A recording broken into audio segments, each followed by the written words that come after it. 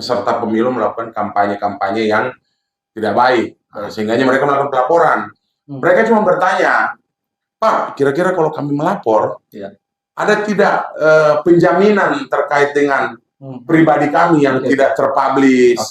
Karena mungkin mereka takut, Pak ya. Jangan sampai kalau melapor ada intimidasi.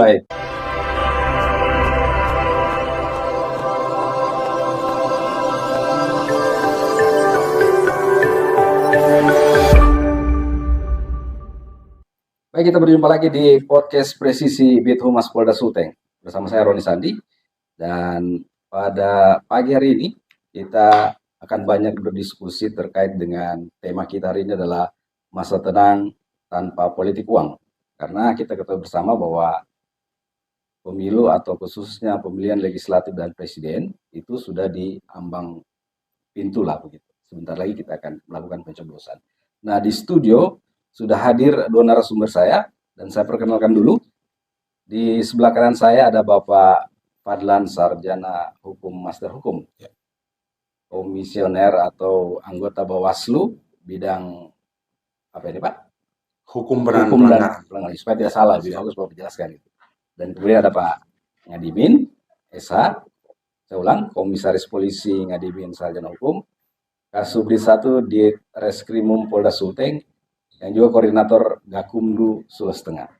Apa kabar ini Bapak-Bapak? Sibuk sekali. Alhamdulillah, baik. Semangat Pak ya, karena mulai dari tahapan sampai sekarang sudah bekerja. Iya. Baik. Dan sahabat Bithumas Polda Sulteng, saya hari ini dengan orang-orang hebat ini yang punya banyak tanggung jawab nantinya, khususnya dalam mengurus pelanggaran-pelanggaran yang seharusnya ini memang menjadi sesuatu yang sangat urgent. Nah, saya mulai dulu dengan Pak Fadlan. Nah, Pak Fadlan, sebelum kita mulai, mungkin publik atau masyarakat ingin tahu orang yang ditempatkan di bidang ini, khususnya di Bawaslu, adalah orang-orang yang memang punya kapasitas di situ. Bisa diceritakan dulu Pak, sebelum Bapak di Bawaslu Sulawesi Tengah, sebelumnya di mana Pak? Baik, terima kasih banyak para pendengar Bithumas Polda Sulteng. Saya mengulangi kembali, nama saya Fadlan. Sebelum saya ditempatkan di Bawaslu Provinsi Sulawesi Tengah menjadi Koordinator Divisi Penanganan Pelanggaran Data dan Informasi, di 2017 itu saya menjadi Panwas Kota.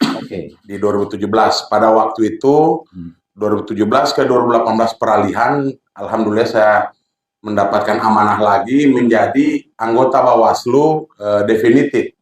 Pada waktu itu Bawaslu sudah ditetapkan menjadi badan Pak ya, di 2018 hingga 2023.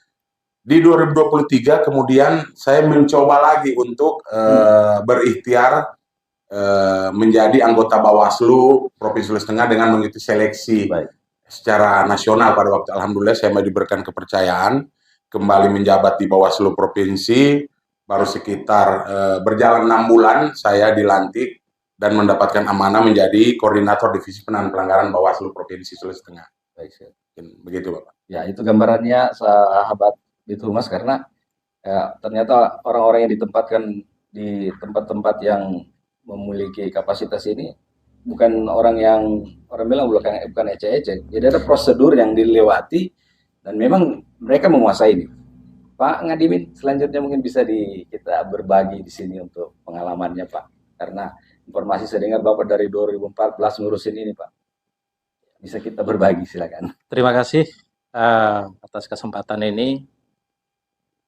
Saya selama dinas ya bisa dikatakan mayoritas itu di bidang reskrim. Sejak 2014 saya masih pangkat AKP. Tapi penempatan saya juga tetap waktu itu di Kamnek, di Reskrimum. Saya sudah terlibat dalam penanganan tindak pidana pemilu sejak tahun 2014 ya, sejak tahun 2014 sampai dengan sekarang. Orang-orang yang ditempatkan, baik penyidik yang ditempatkan di penyidik tindak pidana pemilu, itu harus memang ada persyaratan. Persyaratan itu juga dituangkan dalam pasal 478 Undang-Undang Nomor 7 Tahun 2017. Harus ada integritas, harus memiliki kemampuan dan harus ada sertifikasi. Baik. Itu sudah kami lakukan, ya, karena itu diatur undang-undang. Sampai dengan sekarang, ya, 2019 kami juga sebagai koordinator. Baik. Dan ini 2023-2024 saya juga masih dipercayakan sebagai koordinator di Gakumdu. Baik. Provinsi. Itu. Jadi pengalaman Pak Nadiem ini sudah tidak diragukan lagi. Mudah-mudahan tidak bosan, Pak, ya. Siap. Tugas itu saja. Baik, sahabat podcast. Dan hari ini saya kira kita langsung fokus saja ke tema kita, yaitu masa tenang tanpa politik uang. Nah, pertanyaan saya ini langsung ke Pak Fadlan. Ya. Pak Fadlan, kenapa harus di Minggu Tenang itu yang dianggap salah satu yang rawan begitu, Pak? Ya. Apa istimewanya di Minggu Tenang itu? Ada celah-celah yang mungkin pengalaman Bapak juga yang rawan untuk dimasuki, misalnya politik uang di sini. Jadi terima kasih rekan-rekan Bithumas Polda Sulteng. Jadi sesuai dengan isi materi kita ini terkait dengan masa tenang. Iya. Nah, tentunya kenapa diangkat terkait dengan masa tenang? Ya kita belajar dari pengalaman dulu ya. Oke. Pada saat juga Pak Ngadimin waktu menjadi koordinator di provinsi, saya di tingkatan kota, waktu itu juga di Minggu Tenang itu dijadikan tempat para peserta. Nah, saya tidak tahu apakah mereka waktunya terbatas dengan masa kampanye yang setelah diberikan, atau memang mereka mencari masa atau dukungan lewat masa tenang tersebut. Nah, tetapi memang pengalaman yang kami dapatkan pada pemilu sebelumnya di 2019 pun di masa tenang itu digunakan oknum mungkin ya. Para peserta untuk mungkin karena masa kampanye mereka anggap itu belum cukup, apalagi sekarang ini kan masa kampanye sangat singkat, 75 hari saja. Sehingganya ada oknum-oknum mungkin yang pada masa tenang itu menggunakan waktu tenang itu 3 hari sebelum voting day. Ya bisa jadi melakukan money politik, atau yang lebih sering kita kenal sekarang ini kan serangan fajar. Baik. Nah itu kenapa ya mereka mengukur para masyarakat ini dengan diberikan sejumlah nominal uang, maka akan memberikan pilihannya kepada mereka. Padahal masyarakat kita sekarang ini sudah cerdas, tidak seperti itu. Baik. Itu bahkan banyak para peserta yang menggunakan metode-metode menggunakan money politik itu bahkan tidak duduk juga. Kenapa masyarakat juga yakin dengan menggunakan money politik, ya harga 5 tahun ke depannya dinilai dengan Rp100.000, mereka tidak akan memilih. Itu mungkin yang harus kita kasihkan terkait dengan informasi kepada semua peserta, termasuk masyarakat jangan sampai tergiur gitu ya. Tergiur dengan hal yang sangat kecil tetapi menjadi susah kita 5 tahun akan datang. Seperti itu mungkin untuk terkait dengan money politik ini di masa tenang. Itu karena ketentuannya sudah jelas. Di masa tenang ini ada beberapa pasal yang dia ditekankan di masa tenang. Pertama, di pasal 492 di situ dikatakan kampanye nanti di luar jadwal kalau menggunakan masa tenang. Kenapa masa tenang ini tidak ada lagi aktivitas para peserta untuk mengkampanyekan dirinya. Itu termasuk berkampanye kepada tim mereka ataupun pihak keluarga mereka. Jadi mereka itu diminta 3 hari itu sudah tenang, diam-diam saja sampai menunggu voting day. Itu disebutkan di pasal 492. Kemudian di pasal 509 mereka itu juga dilarang terkait dengan ketika sebelum adanya voting day mengumumkan hasil survei terkait diri mereka. Contohnya seperti begini. Ini kita masih melakukan perhitungan suara. Mereka sudah keluar hasilnya. Nah itu ada pidananya. Di pasal 509 itu disebutkan juga terkait dengan mengumumkan hasil survei lebih dulu dari penyelenggara teknis dalam hal ini KPU kan. Kemudian ada pasal 523 juga di ayat 2 disebutkan terkait dengan dilarang menjanjikan dan memberikan imbalan kepada pemilih. Itu secara tegas itu disebutkan di ayat 2-nya. Untuk apa? Tidak menggunakan hak pilih mereka. Jadi mereka ini memberikan uang, sejumlah uang agar jangan dukung sana. Itu artinya mereka mau menggiring masyarakat ini dengan sejumlah uang materi lainnya agar tidak memberikan dukungan kepada orang lain, tapi memberikan dukungan kepada mereka. Itu kira-kira. Baik sekali ini Pak Fadlan. Nah, saya ke Pak Ngadimin. Kalau Pak Ngadimin melihat di potensi adanya pelanggaran khususnya di masa tenang ini, mungkin dari pengalaman Bapak, itu kenapa ya di situ agak sensitif itu? Ya, terima kasih.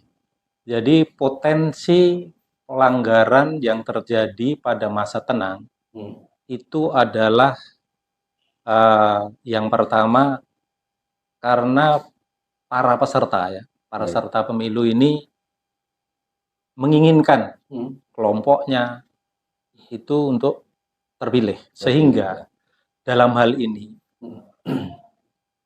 gampang mempengaruhi masyarakat, gampang mempengaruhi masyarakat dengan cara-cara memberikan iming-iming, memberikan janji-janji, Nah, sebagai contoh, kejadian yang 2019 itu sering terjadi masalah masa tenang itu dengan memberikan materi dan di dalamnya itu terbungkus dengan foto peserta pemilu, foto peserta pemilu.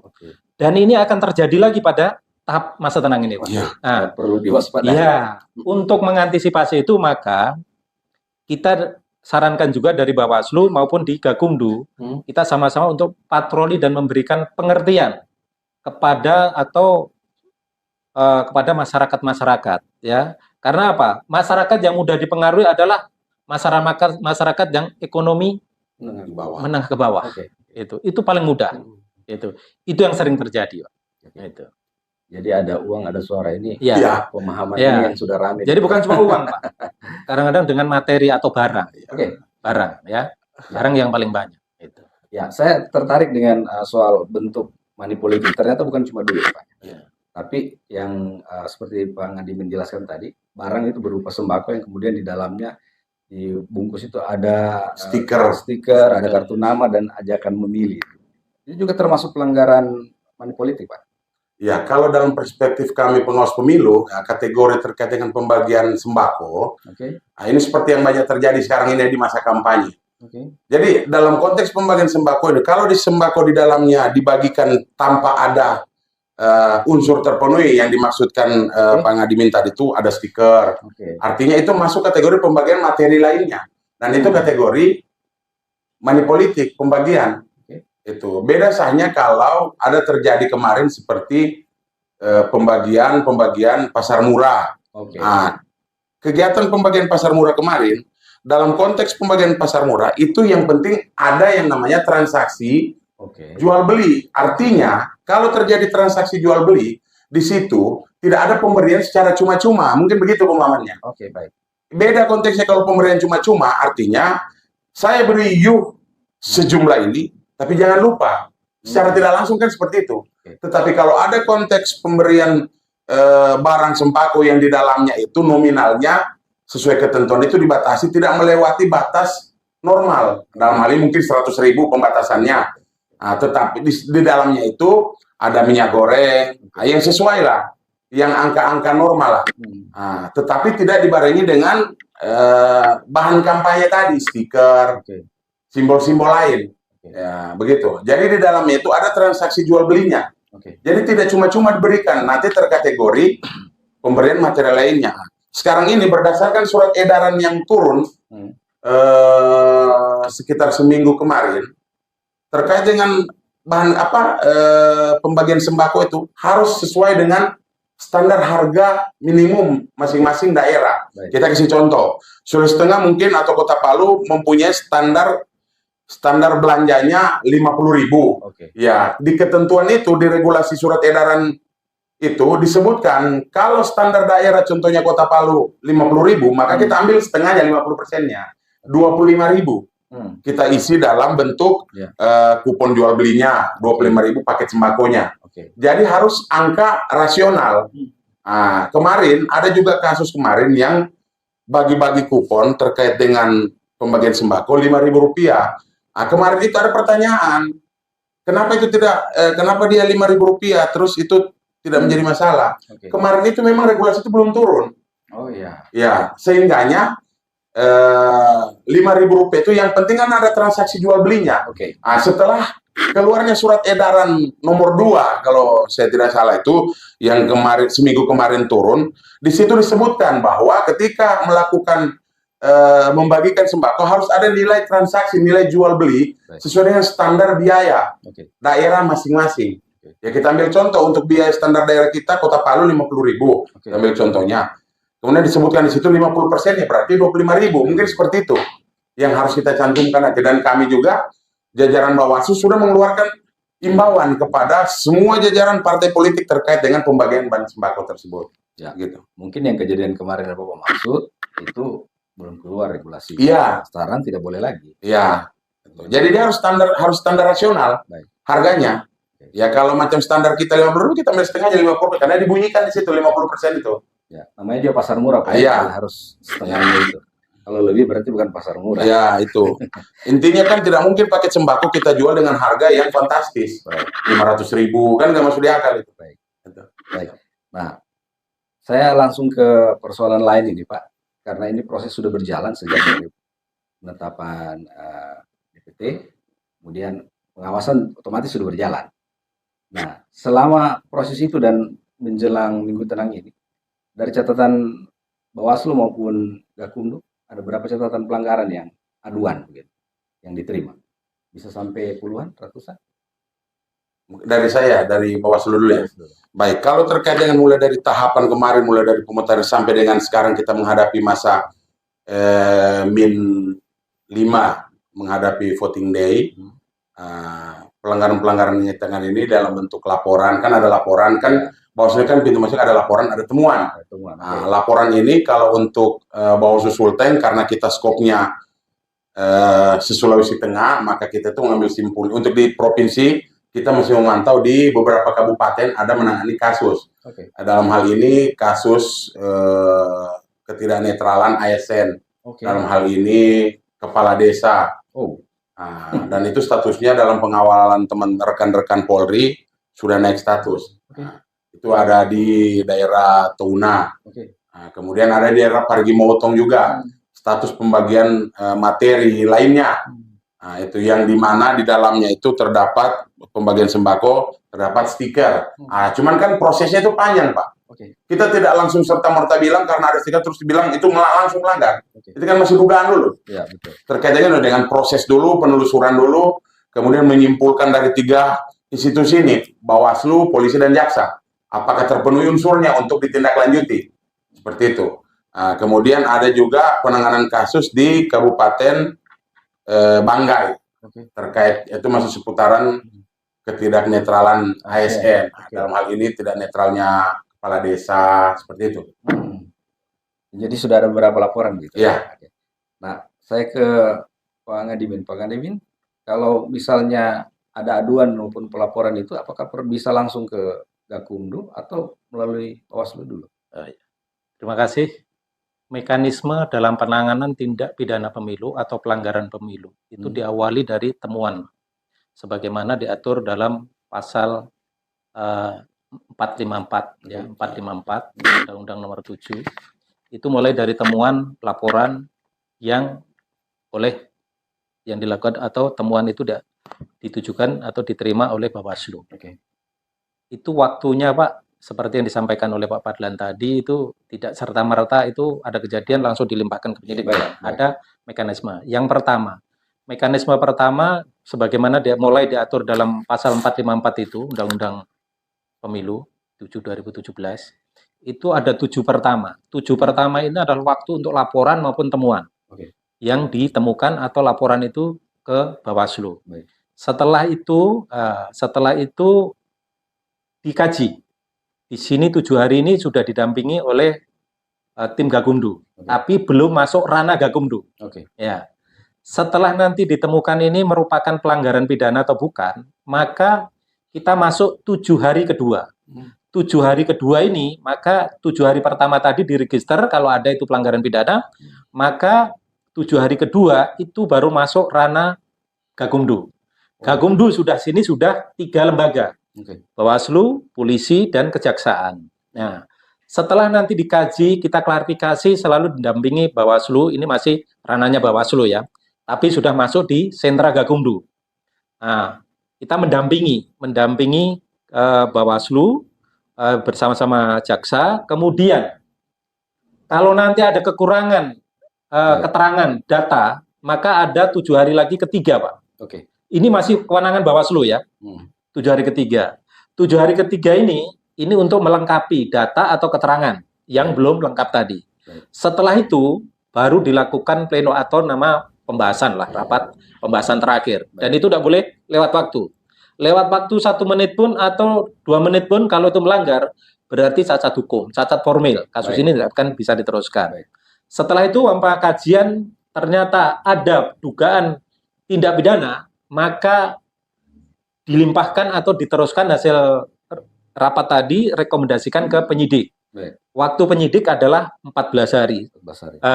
Waktu terakhir tadi sudah harus membuat laporan setelah pembahasan terakhir pleno, kesimpulan ada tindak pidana, maka diteruskanlah ke penyidik. Penyidik waktu 14 hari. 14 hari ini harus menuntaskan. Ya, 14 hari ini kita harus menyidik sampai pemberkasan. Nah, hari terakhir 14 hari itu harus kita teruskan ke JPU. Setelah JPU dia melajari, ya, 3 hari, hanya waktu 3 hari JPU itu mempelajari. Apabila kurang maka dikembalikan lagi ke penyidik. Waktunya juga 3 hari. Inilah kita sangat dibatasi oleh waktu. Setelah 3 hari kita kirim kembali. Itu waktu yang paling terakhir di hari ketiga pengembalian tadi. Harus kita kembalikan berkas. Kalau itu lewat, maka itu juga akan cacat hukum, cacat formil. Ya, berkas tidak bisa diteruskan. Itu yang namanya di undang-undangnya itu kadaluarsa, lewat waktu. Nah, setelah itu makanya jaksa membuat tuntutan kepada waktunya hanya 5 hari dan jaksa seterusnya melimpahkan ke pengadilan. Nah, batas pengadilan hanya 7 hari harus putus. Setelah itu upaya banding hanya 1 kali.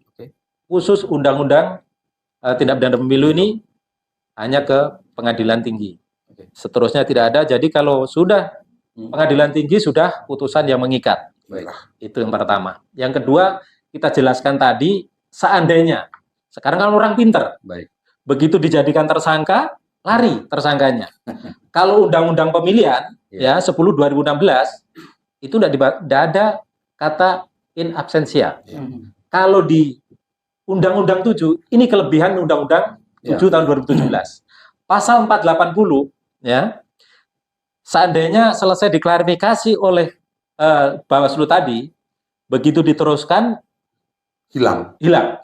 Maka penyidik sudah memiliki data, baik dokumentasi, foto yang bersangkutan, ya, identitas sesuai dengan KTP atau fotokopi KTP-nya ada, keterangan ada, maka dia tidak memenuhi panggilan sebagai saksi maupun sebagai tersangka di penyidikan, maka berkas itu bisa diserahkan kepada JPU tanpa kehadiran tersangka. Ini kelebihan Undang-Undang 7 tahun 2017 sebagaimana diatur dalam 480 ayat 1 untuk penyidik, ayat 2-nya untuk penuntut umum. Itu. Jadi itu kelebihan daripada Undang-Undang nomor 7 tahun 2017, Pak. Tidak ada tersangka tapi proses hukum bisa jalan. Iya, bisa jalan. In absentia. Kita bisa menjalankan in absentia. Saya ingin kembali sedikit ke belakang, Pak Ngadimin. Pak Ngadimin tadi sudah cerita bahwa Ngadimin ini sudah di Sentra Gakumdu dari 2014. Jadi pemilu itu sudah dilewati beberapa tahapan, beberapa tahun begitu ya. Kemudian ada enggak, Pak, pelanggaran yang akhirnya pada proses itu sampai di pengadilan dan pada putusan itu, sehingga misalnya masyarakat tahu bahwa ini bukan cuman bagertak begitu kalau orang sini bilang, tapi memang kalau kau melanggar ya selesai, pasti ada sanksi hukum. Ada enggak, Pak? Bisa kita bagi ke publik sekarang? Iya. Jadi pengalaman saya dari 2014 saya masih ingat. 2014 itu terjadi 28 tindak pidana. Seluruh Indonesia kita nomor 2, Pak. Nomor 1 itu Sulsel. Yang lain-lain itu di bawah 20 semua. Karena apa? Selesai ini, Pak, kita unlap di pusat. Biasanya seperti itu. Itu semua. termasuk Bawaslu, Kejaksaan dengan penyidik itu seluruh wilayah itu akan membawa data untuk di-unmap di pusat. Itu yang pertama. Jadi 2014 itu pemilu 2014 terjadi 28 kasus. Di antaranya 21 itu sampai di persidangan. Kalau tidak salah, saya masih ingat itu. Yang 7 di SP3 karena ada yang setelah diserahkan ada yang tidak cukup bukti. Ada yang lewat waktu. Karena apa? Sering terjadi di sini itu kadang-kadang di wilayah itu ya untuk koordinasinya itu seperti di Bangkep itu kan melalui pulau, Pak. Jarak. Bangkep itu dulu pengadilannya di Kejarinya di Banggai, ya toh? Pengadilannya juga di Banggai. Itulah akhirnya banyak kasus yang lewat waktu, ya toh? Ada berapa yang lewat waktu, termasuk yang ada di wilayah lain. Kemudian untuk yang 2014 itu rata-rata kasus yang banyak, yang pertama 2014 itu pemalsuan. Itu pemalsuan. Mulai sejak pendaftaran itu, kemudian kampanye, terutama money politik dan kampanye di luar jadwal. Yang paling banyak presentasinya adalah pada saat pemungutan, menjelang pemungutan, baik hari tenang maupun sampai di pemungutan, itu money politik, Pak. Pemungutan yang paling banyak adalah memilih 2 kali. Itu. Jadi alasannya klasik, begitu kita interogasi, nenek saya sudah meninggal, kini kita ada, atau orang tua saya sakit, tidak bisa hadir, saya wakili. Nah, untuk membuktikan itu kan sini ada sidik jari, ada di tinta itu, makanya itu tidak bisa berbohong, dan daftarnya ternyata juga ada. Nah, tapi kita tidak bisa membuka kotak suara yang sudah disegel atau yang sudah dimasukkan, itu tidak boleh, karena itu dilarang. Itu untuk 2014. Kemudian untuk 2019 itu 24 kasus. Yang paling banyak adalah di tahap kampanye dan sampai dengan pemungutan. Sama, ternyata memilih 2 kali. Ya, memilih 2 kali. Yang paling banyak nanti di hari tenang adalah dipengaruhi untuk memilih dengan diberikan sesuatu barang. Jadi bukan cuma uang. Materi lain. Materi lain itu kalau dalam undang-undang itu dikatakan materi yang bernilai uang. Contoh kita mendapatkan sarung umpama. Sarung itu bisa dinilai dengan uang. Di dalamnya itu dilampiri dengan dibungkuskan dengan APK, alat peraga kampanye, seseorang yang sudah ada nomornya. Itu yang terjadi pada saat hari tenang. Gitu. Jadi di situ yang paling banyak. 2019. Iya. Ada kayak yang di TMS, Pak, kalau sanksinya begitu kemarin. Supaya ini caleg-caleg juga kalau yang untuk 2019, 2014 ada, Pak. 2014 kebetulan paling pertama kejadian di Sigi. Saya masih ingat sekali, yaitu 2 orang. 2 orang DPD tapi.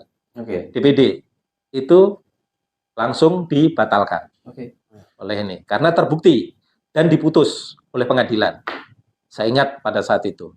Ya, kalau untuk 2019 itu rata-rata yang terjadi itu hanya orang-orang yang disuruh. Artinya untuk calegnya itu belum ada pada saat itu. Yang paling banyak kepala desa. Jadi memang aturan ini bukan mengancam ya, sahabat podcast. Jadi memang sudah ada bukti di beberapa pemilu itu ada yang sudah disanksi. Dan ada yang di TMS. Jangan sampai para caleg dan peserta nanti gara-gara memberikan iming-iming kemudian kedapatan dan terbukti harus TMS, rugi. Sudah berjuang beberapa bulan. Baik, saya masuk ke partisipasi masyarakat ini. Nah, kalau Pak Fadlan bisa menguraikan bagaimana masyarakat bisa mengajukan aduan begitu ke Bawaslu, apa prosedurnya gitu. Kan masyarakat juga kan misalnya ada temuan gitu. Saya mau kemana jalurnya? Bolehkah masyarakat itu ikut terlibat dalam pengaduan, membantu misalnya tugas-tugas Bawaslu dan Gakumdu? Jadi sebelum saya jelaskan apa yang menjadi pertanyaannya abang saya ini, saya sedikit menambahkan. Nah, mungkin Bang Adimin lupa ya, di 2019 beliau ini yang mendampingi saya terkait dengan Jadi ini bukan gertak sambal seperti Mas bilang tadi. 2019 itu terjadi pencoretan salah satu peserta pemilu DPR RI. DPR RI pada waktu itu. Oh iya, ada ya. Dari kita sebutkan warnanya boleh ya? Nggak boleh? Tidak ada masalah, karena ini pelanggaran pada waktu itu kita pencoretan kepada peserta pemilu dari partai DPR RI. Nah, itu terkait dengan kasus itu kan keluar putusan itu pertama terkait dengan netralitasnya karena ada perlibatan dosen. Ya, perlibatan dosen yang mendapatkan putusan dari KSN, Komisi ASN, pertama turun pangkat, kemudian mendapatkan tunda gaji secara berkala untuk SN-nya. Kemudian untuk pesertanya dalam hal ini calegnya itu pencoretan karena yang seperti disampaikan Pak Adiwin tadi, ketika ada putusan ingkrah, dia melakukan upaya hukum lainnya apa banding ke pengadilan tinggi. Pengadilan tinggi pada waktu itu menguatkan putusan pengadilan. Sehingga berdasarkan putusan pengadilan itu, maka disebutkan di pasal 276 itu setiap keluar putusan ingkrah maka dilakukan pencoretan. Maka pada waktu itu dilakukan pencoretan itu 2019 itu. Di 2020 lagi pilkada, beliau juga masih mendampingi saya waktu itu Divisi Peran Pelanggaran Kota Palu pada waktu dengan teman-teman Sentra Gakumdu Polres Palu. Ya seperti yang kita ketahui disampaikan Pak Adimin juga, untuk menjadi penyidik Sentra Gakumdu itu tidak langsung dicaplok aja dia harus sertifikasi pidana pemilu. Nah teman-teman di Polres Palu termasuk jajaran Polda ini itu sertifikasi pidana pemilu yang memang betul-betul kualitas terkait dengan pemahamannya soal lex spesialis pidana pemilu yang dikhususkan ini memang sudah mumpuni.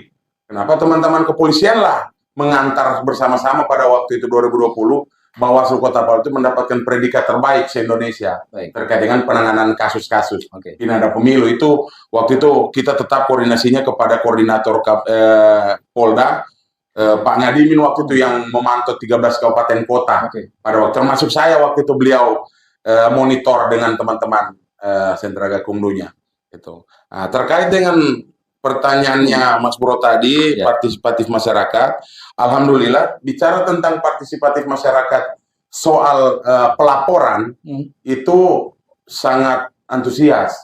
Contoh ada beberapa laporan kemarin juga itu kita dapatkan dari laporan masyarakat yang melihat secara aktif proses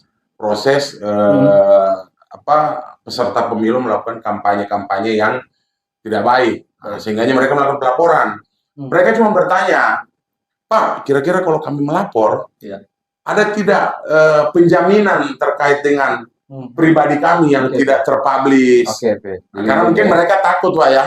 Jangan sampai kalau melapor ada intimidasi. Nah, itu juga salah satunya yang terjadi di Kabupaten Parigi Motong kemarin, Pak. Kita tangani. Mereka takut. Akhirnya karena diberikan pemahaman kepada dari penyelenggara pemilu dalam hal ini Bawaslu, kemudian di backup sama teman rekan-rekan polisi, maka mereka sadar, oh ternyata kita ini mendapatkan perlindungan kalau memang identitas kita tidak perlu di-publish. Maka mereka memberikan pelaporan terkait dengan kronologinya. Nah, kronologisnya ini kan harus terpenuhi semua terkait dengan uraian kejadiannya yang dilaporkan oleh masyarakat, harus ada bukti-buktinya, uraiannya, di mana lokus dan tempusnya, tempat kejadian perkaranya, seperti itu. Sehingganya rekan-rekan Bawaslu, kabupaten kota, termasuk yang ada di seputaran Kota Palu ini, terbantukan dengan adanya laporan-laporan aktif dari masyarakat secara antusias, seperti itu. Artinya bukan mencari kesalahan, tetapi mungkin mereka sudah melihat secara langsung praktik-praktik di lapangan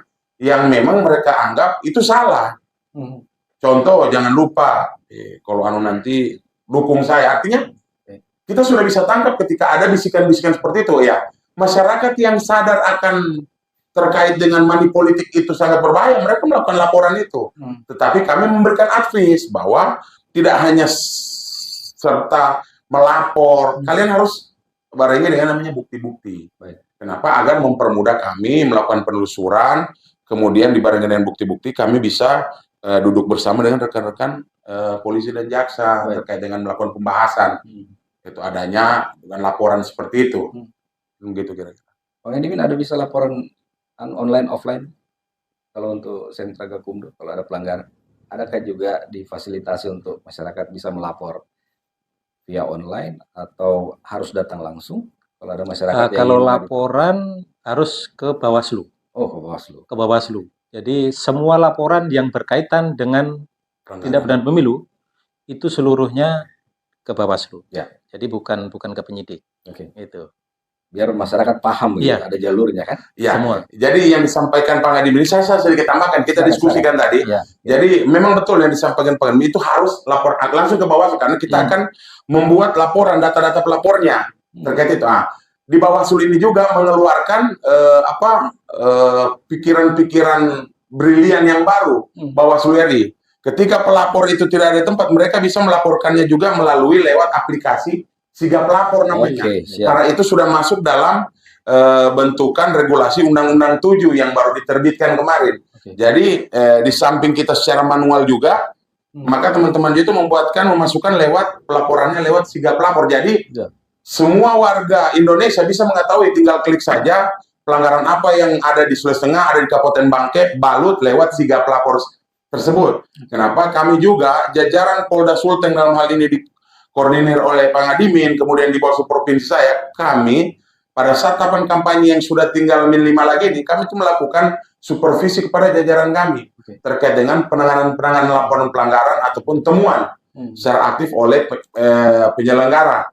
Seperti itu. Mulai dari Kabupaten Banggai Bersaudara, kami berbagi tim karena tidak mungkin kami sendiri yang harus menguasai 13 kabupaten kota ini. Sehingga Bawaslu terbantukan hadirnya koordinator jaksa, koordinator kepolisian yang membagi tim untuk mengkoordinir wilayah-wilayah di wilayah Sulawesi Tengah untuk tahapan kampanye kemarin. Ya, jadi sahabat podcast bahwa sekarang ini sudah lebih transparan, ya seperti disampaikan Pak Fadlan tadi, itu bisa diakses ternyata. Jadi laporan-laporan yang masuk itu sudah bisa diakses, tidak ada lagi yang disembunyikan. Jadi saya kira apa yang sudah dilakukan oleh bapak-bapak ini bekerja keras, harus kita apresiasi. Karena bukan berhenti sampai di sini nanti Pak ya, karena mau pilkada nanti. Ya. Apalagi kalau nanti putaran kedua, semangat Pak. Ya, sekarang ini kan kita menghadapi min 5, kita pasti akan menghadapi lagi terkait apa yang disampaikan Pak Ngadi Mintani pada saat proses pungut hitung lagi. Kita kan masih melakukan pengawasan pergeseran surat suara. Di voting day pun nanti kita harus jeli lagi terkait dengan potensi-potensi pelanggaran yang terjadi. Seperti contoh yang pernah terjadi di wilayah Kota Palu, coblos lebih dari 1 kali. Itu terjadi di wilayah Kota Palu dan tim Sentra Gakumdu Kota Palu itu melakukan proses terkait itu untuk semua KPPS-nya. Jadi pesan-pesan kita kepada KPPS mulai dari KPP 1 sampai 7 silakan bekerja baik, berdedikasi kepada negara untuk menghasilkan siapa pemimpin-pemimpin terbaik di 5 tahun akan datang, seperti itu. Karena memang kemarin yang menjadi terduga itu KPPS-nya. Waduh. Iya. Iya. Itu gampang saja ketahuan KPPS berapa yang meloloskan. Lo kok bisa bapaknya dapat 15 lembar surat suara, masing-masing kita manusia ini kasih 5 lembar. Terus kenapa dia 15 lembar? Kan itu kasus kota kemarin, Pak ya. Ternyata anaknya 2 orang itu surat suaranya diambil. Makanya ada penelusuran dulu. Kenapa bisa anakmu kasih? Katanya alasannya klasik yang disampaikan Pak Yuri tadi. Anaknya sakit. Gantikan yang satu. Yang satu lagi di luar kota. Terus bapaknya ambil alih nih. Terus bapaknya coblos sesuai dengan keinginannya. Nah, pertanyaannya kenapa bisa lolos? Tentunya kita harus bertanya dulu kepada panitia yang ada di TPS yang bisa meloloskan sampai dengan mendapatkan 15 surat suara tersebut. Begitu kira-kira. Ya. Nah, itu. Ternyata bukan gertak sambal, ada pelanggaran dan ada sanksi. Jadi hati-hati. Apalagi di 2024 ini nanti ya potensi-potensi saya kira masih ada juga yang harus diwaspadai. Ya. Nah, Pak, ini titipan pertanyaan publik sebenarnya masyarakat. Kan ada Bawaslu Sulteng, kemudian ada kota, ada kabupaten. Nah, itu bagaimana koordinasinya itu, Pak ya? Maksudnya kalau misalnya ada pelanggaran di kabupaten, apakah bisa lapor langsung ke Sulteng atau di kabupaten saja dulu? Kalau misalnya di Bawaslu Sulteng itu tugasnya apa sih Pak? Jadi supaya tidak terlalu banyak jabatan ini sehingga tidak membingungkan publik. Nah, ini mungkin kita bisa jelaskan ke publik bahwa ternyata mereka punya fungsi masing-masing yang bisa dikoordinasikan.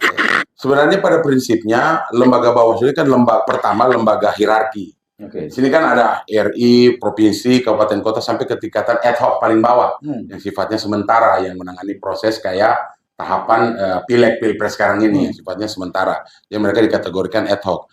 Kalau terkait dengan Bawaslu kabupaten, contoh kita ini ada 13 kabupaten kota, 12 kabupaten, 1 kota, ya.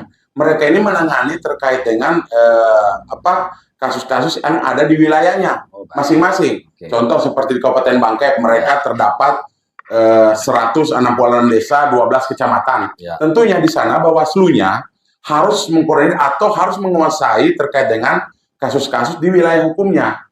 Itu. Karena tidak mungkin lagi provinsi, walaupun provinsi ini sifatnya menjadi payung 13 kabupaten kota, kami bisa mengambil terkait dengan kasus yang ada di kabupaten, tetapi kami memberikan kepercayaan karena di kabupaten juga ini lembaga mandiri, mereka sifatnya bukan ad hoc. Mereka itu lembaga badan seperti kami, hanya statusnya berbeda, tingkatan kabupaten dan tingkatan provinsi.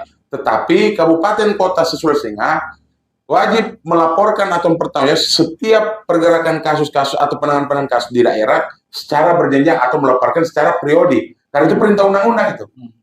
Seperti itu. Jadi Bawaslu provinsi juga harus turun melakukan supervisi kepada jajarannya. Jadi contohnya begini loh, kayak Polda ini punya Polda Sulteng, kemudian punya Polres. Polda Sulteng itu melakukan supervisi kepada jajarannya semua di 13 kabupaten kota. Bawaslu pun seperti itu. Itu terkait apa yang dilakukan oleh Bawaslu, tugas dan fungsinya di Kabupaten Bangkek, Balut, Banggai dan seterusnya. Bawaslu pun seperti itu. Terkait dengan pelaporan-pelaporan yang terjadi di kabupaten, Bawaslu kabupaten itu harus melaporkan juga secara periodik atau melaporkan kepada Bawaslu provinsi, dan Bawaslu provinsi pun akan membuat laporan-laporan terkait dengan 13 kabupaten yang sementara menangani kasus, dan kami juga melaporkan secara berjenjang, secara periodik ke jajaran atas. Seperti itu. Berarti tetap koordinasinya gitu, Pak. Kalau di Gakumdu, Pak, ada juga anggota di kabupaten kota, Pak? Karena kalau melihat Bapak di sini, anggotanya, koordinatornya cuma berapa orang, tapi kita mengawasi seluruh provinsi, kabupaten kota yang luas ini, Pak. Iya, terima kasih. Kita menambahkan dulu apa yang dijelaskan oleh Pak Fadlan tadi tentang kita proses penegakan hukum atau penanganan laporan. Penanganan laporan itu bisa dilaporkan di Bawaslu mana saja. Itu pertama. Contoh kejadian di kabupaten di Sulawesi Tengah, tapi laporannya di Bawaslu provinsi, itu boleh. Boleh ditangani oleh Bawaslu atau Gakumdu tingkat Sulawesi. Tetapi begitu kita tangani, kita kan harus ingat tempus dan locus delicti. Di mana pengadilan yang harus bisa mengadili itu. Karena kalau kita harus kecuali perkara itu perkara yang akan menimbulkan suatu permasalahan lebih besar nanti apabila itu diteruskan sampai pengadilan. Maka sejak dilakukan pembahasan atau penanganan itu, baik dari Bawaslu, Gakumdu maupun sampai penuntutan nanti, kita harus tahu latar belakangnya atau bobot kasusnya. Kalau itu akan menjadi ancaman lebih besar nanti, menimbulkan suatu permasalahan lebih besar, maka di sini kita boleh, dalam hal penyidikan kita sudah boleh minta ke Mahkamah Agung tentang fatwa untuk memindahkan suatu peradilan. Itu. Jadi seluruh Bawaslu itu boleh menerima. Prosesnya juga boleh di situ, tetapi proses hukumnya, pengadilannya harus sesuai dengan tempus dan locus delicti. Itu yang berwenang mengadili. Nah, makanya setelah itu baru kita, setelah ditangani oleh Bawaslu provinsi, kalau memang itu kejadian parigi, maka kita limpahkan ke kejaksaan atau kejaksaan mana? Parimo. Nah, nanti Parimo menyidangkan di Parigi. Itu prosesnya. Untuk kita bicara masalah prosedur penanganan perkara ya, perkara pidana. Gitu. Nah, untuk masalah ini anggota personil, memang seluruh personil itu Pak, masing-masing kabupaten ada koordinator. Di tingkat kabupaten kota juga ada koordinator. Jadi kita ini ya kalau tidak di umum di Polda itu kita sebagai pembina fungsi. Gakumdu provinsi itu sebetulnya pembina fungsi, baik Bawaslu-nya, kejaksaannya. Jadi ada kejadian sana ada terkendala masalah dalam penanganan, maka kita melakukan supervisi atau asistensi ke sana. Baik. Nah, untuk di wilayah itu juga sudah terbentuk Gakumdu. Dan itu penyidik-penyidik yang sudah yang dilibatkan itu memang sudah mumpuni dan memang sudah memberkas. Itu. Kalau dia belum memberkas, berarti dia belum ada kemampuan, kita menilai kemampuan di situ. Sehingga orang-orang berpengalaman inilah kita masukkan. Dan itu selalu kita ingatkan, selalu kita minta melalui per-TR maupun melalui Japri kepada masing-masing Kasat Reskrimnya. Jadi masing-masing itu ada koordinatornya. Walaupun masing-masing ada koordinatornya, tetap teknis atau sistem pelaporannya, kalau di kita itu namanya sislap, Pak. Sistem pelaporan itu harus sistematis. Artinya dari wilayah melaporkan ke Polda, Polda melaporkan ke pusat. Nah, ini nanti terintegrasi dengan Bawaslu, Kejaksaan. Jadi sama juga ya sistemnya. Sehingga kita mendapatkan tiap hari itu data penanganan yang belum diteruskan, yang tidak bisa diteruskan ke penyidik maupun yang diteruskan ke penyidik itu ada daftarnya. Itu terpusat, Pak, di Bareskrim. Kita dapat laporan itu tiap hari. Itu. Untuk 2024 tadi belum saya sebutkan, penanganan kasus yang sudah diteruskan di 2024 penyidik kita sudah selama ini Sulawesi Tengah baru 3, Pak. Poso, kemudian yang sekarang berjalan adalah Tauna dengan Parimo. 2 ini adalah dua-dua, yang satu adalah money politik, yang satu adalah masalah kepala desa yang menguntungkan salah satu paslon atau salah satu partai politik. Itu yang sekarang ditangani oleh Tauna. Jadi sampai sekarang baru 3 yang kita sidik. Untuk yang lain, wilayah-wilayah lain sampai sekarang belum ada laporannya. Karena setiap hari, Pak, saya cek, Pak. Setiap hari kita cek ke wilayah. Kalau dia tidak melaporkan, saya anggap berarti tidak ada keseriusan dalam penyidik di tingkat Gakumdu. Gitu. Makanya setiap hari kasatnya itu saya cek, atau tim-tim yang ada di Gakumdu masing-masing itu saya cek untuk kejadian mulai dari temuan atau laporan di bawah itu sudah melaporkan ke saya. Nanti untuk kita laporkan kepada pimpinan secara berjenjang itu. Jadi begitu untuk prosesnya. Baik. Nah, sebelum akhir diskusi kita ini, saya menyebutnya diskusi karena lebih asik dibilang diskusi daripada wawancara. Karena yang lebih paham adalah bapak-bapak ini mengenai proses-proses yang sudah dikerjakan. Tahapan pemantauan ini yang tadi kita sudah sebutkan sesuai tema kita masa tenang itu, tanpa politik uang itu kan sangat berisiko. Tapi pekerjaan belum selesai pada saat nanti di masa tenang ini. Tapi ternyata ada PR baru nanti yang lebih berpotensi pelanggaran itu setelah proses perhitungan atau setelah pemungutan. Nah, potensi apa yang pengalaman-pengalaman Bapak yang dapatkan yang mungkin bisa juga terjadi nanti di 2024 ini? Yang kita kasih ingat ke publik ya, bahwa ternyata pelanggaran itu ada loh di ujung-ujung. Mungkin saya dulu. Silakan. Tadi sudah saya sempat singgung terkait dengan tahapan selanjutnya berakhirnya masa kampanye ini minimal lagi, kemudian kita menghadapi masa tenang 3 hari sebelum voting day ya. Di voting day itu masalah yang akan kita hadapi biasanya tergantung dari wilayah. Kita ambil contoh wilayah yang banyak pekerja-pekerja luar ya. Contohnya seperti Morowali, daerah tambang.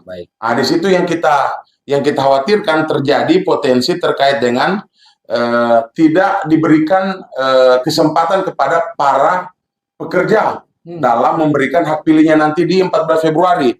Karena itu jelas pidananya di 498 terkait dengan atasan atau pimpinan perusahaan yang tidak memberikan izin kesempatan kepada karyawan. Itu potensi itu yang kita antisipasi mulai dari sekarang. Makanya Bawaslu juga akan berkoordinasi dengan perusahaan-perusahaan yang ada di wilayah Morowali Utara, Morowali. Ada beberapa PT di sana. Kemudian terkait dengan KPPS dengan sengaja tidak memberikan surat suara pengganti kepada pemilih. Itu jelas pidananya juga di 499 disebutkan. Itu pada saat nanti 14 Februari voting day-nya.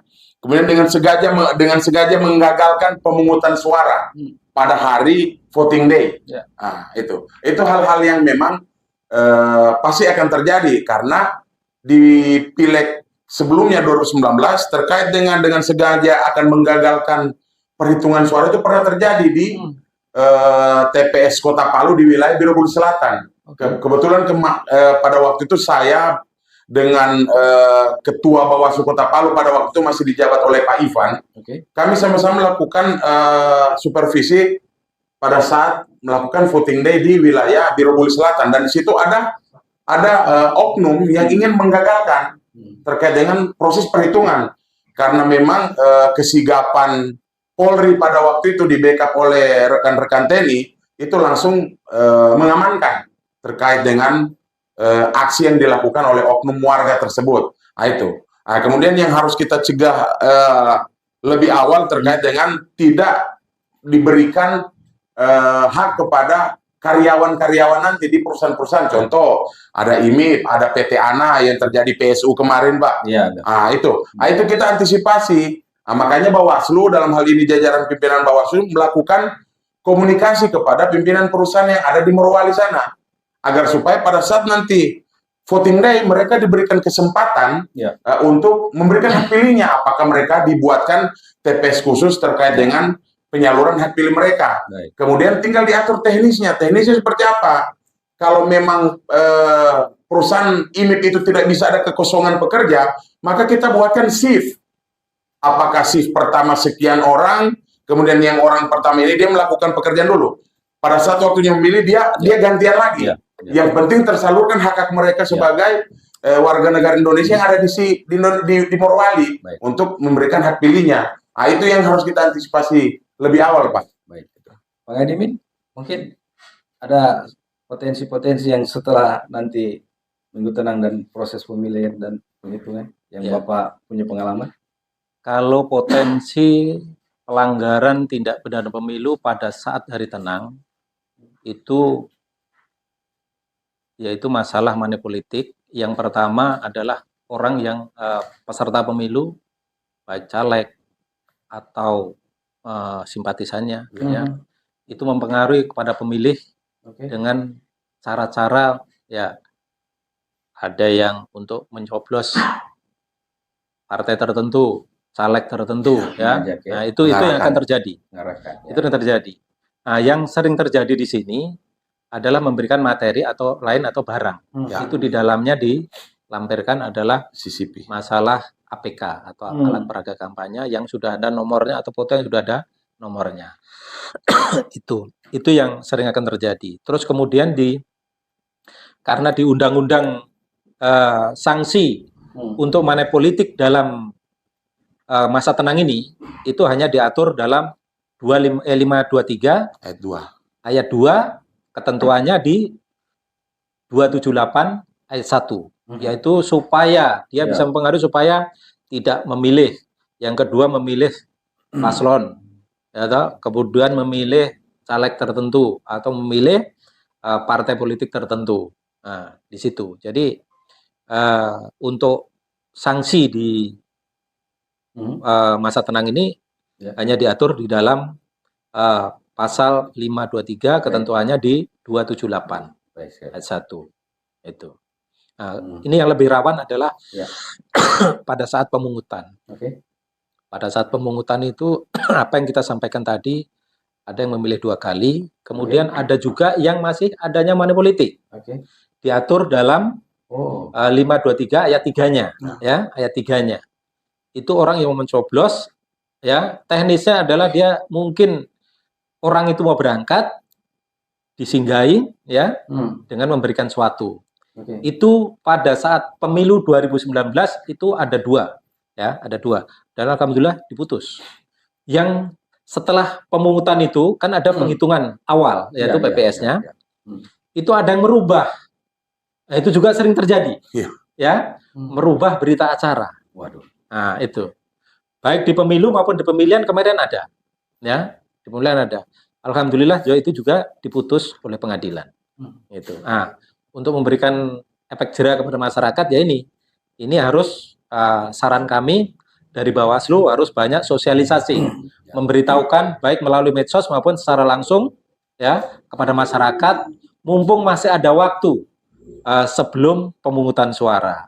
Itu karena Bawaslu memiliki ranting itu sampai di tingkat bawah, kelurahan, desa maupun di kecamatan. Itu saya kira itu saran kami sehingga untuk menghindari masa tenang tanpa politik uang, maka harus itu pencegahan bidangnya Bawaslu. Kami menyarankan untuk segera menyampaikan ke jajarannya guna untuk mencegah tidak terjadi supaya tidak terjadi masalah politik uang ini. Itu. Oke, kita sudah di penghujung ini Bapak-bapak.